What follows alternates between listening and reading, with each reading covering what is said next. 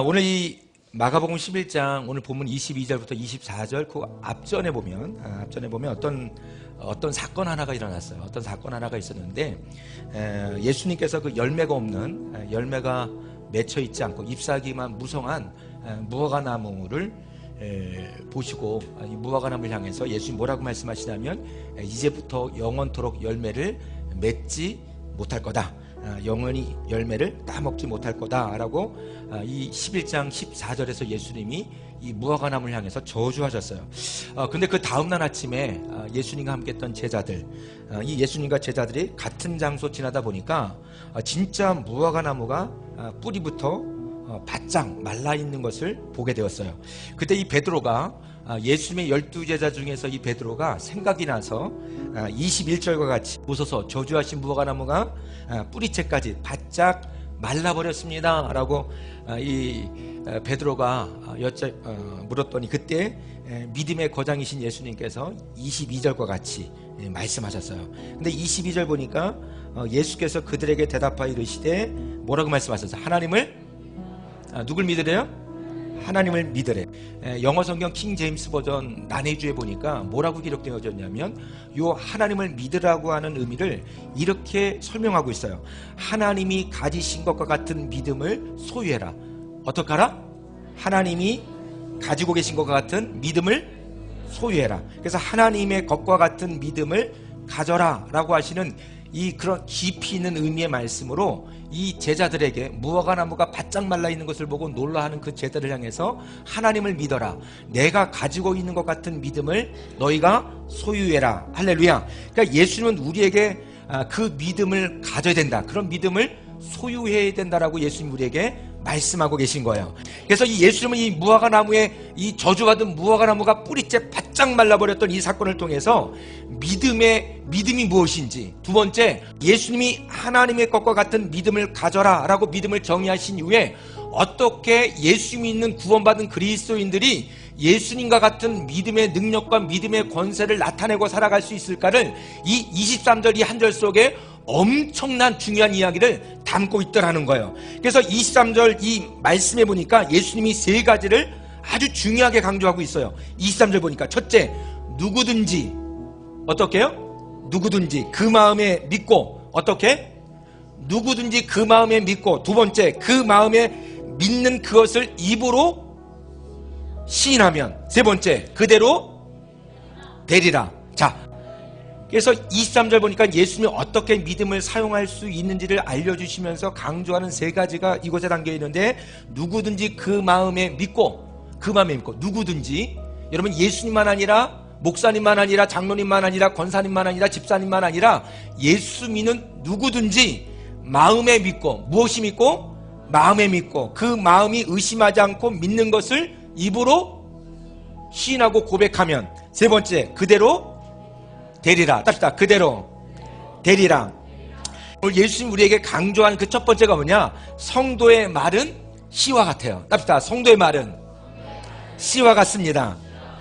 그래서 말은 담는 그릇과 같고 성도의 말은 마치 뿌려지는 씨와 같아요. 그러니까 믿음을 담든지 두려움을 담든지 담은 그대로 결과를 만들어내기 때문에 내 속에 무엇이 담겨있냐가 굉장히 중요해요. 여러분, 내 속에 하나님의 말씀, 불변하는 하나님의 말씀, 전능하신 주의 약속과 대저 능치 못할 것이 없는 하나님 말씀이 여러분의 심령 속에 가득 담겨져 있기를 주의 이름으로 축원합니다.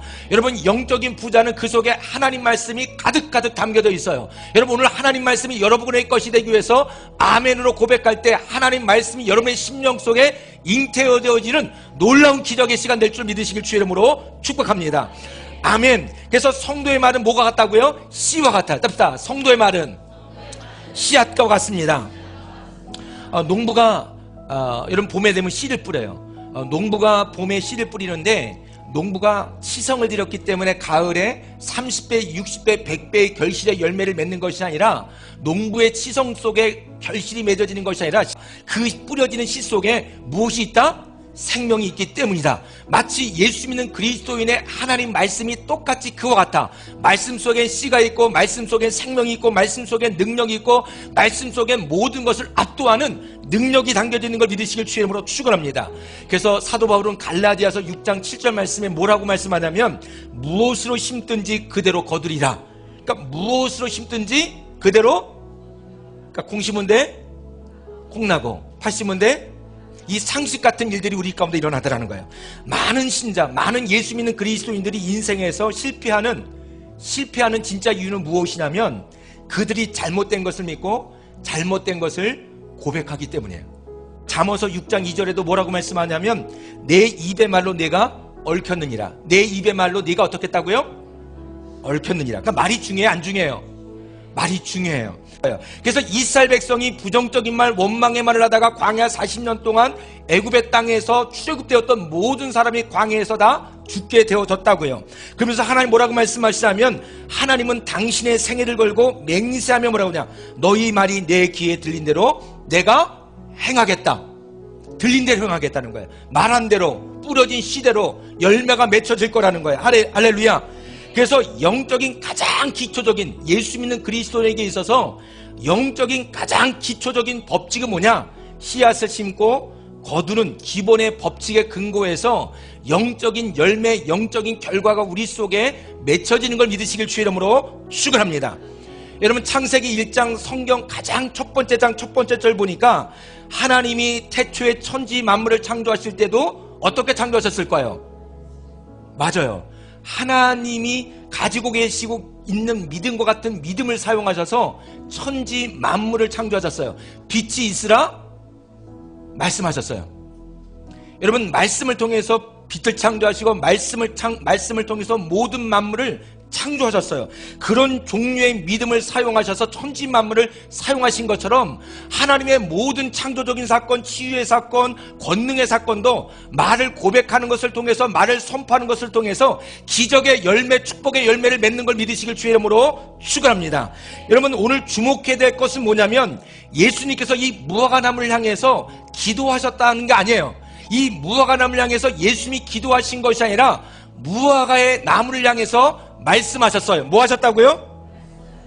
여러분, 그래서 14절 보니까, 11장 14절에 보니까 그 예수님께서 기도하는 것을 제자들이 들었다가 아니라, 예수님께서 무화과 나무를 향해서 말씀하시는 것을 제자들이 14절 보니까 들었다. 뭐 했다? 맞아요. 오늘 주목해야 될 건 그거예요. 나무를 향해서 뭐 하셨다?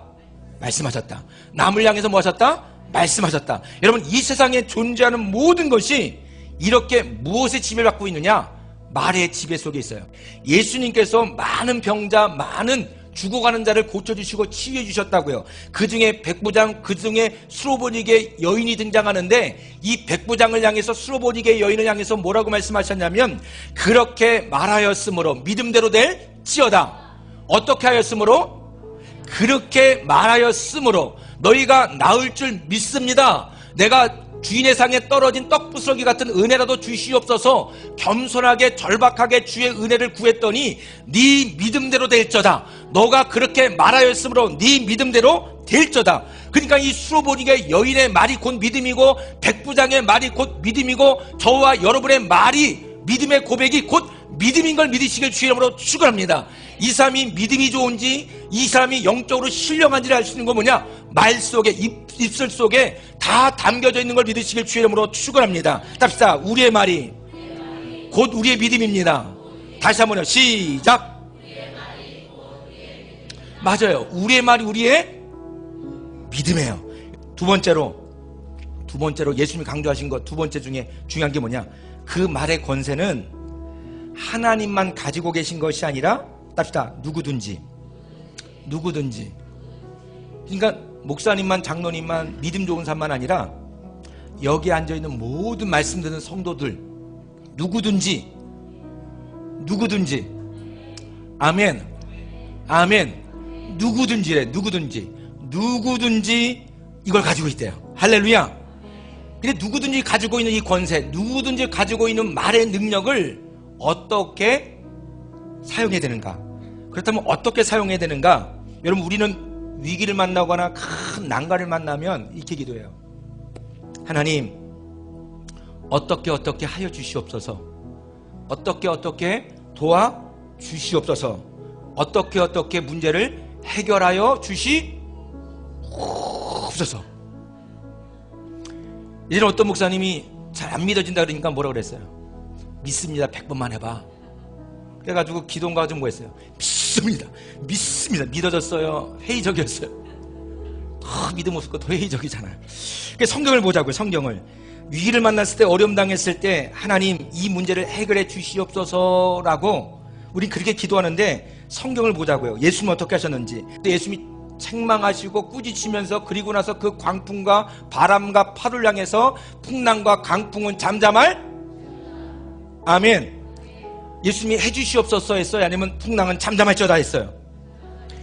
사도행전 3장 6절에 보니까 성전 미문에 나면서부터 안진뱅이가 구걸하고 있었어요. 그때 베드로와 요한이 여러분 구시기도 낮 3시에 기도하러 올라가다 보니까 나면서부터 구걸하는 구걸하는 사람이 있었다고요. 안진뱅이가 있었다고요. 그때 베드로가 하나님 앞에 하나님 저 안진뱅이를 불쌍히 여겨 주시옵소서.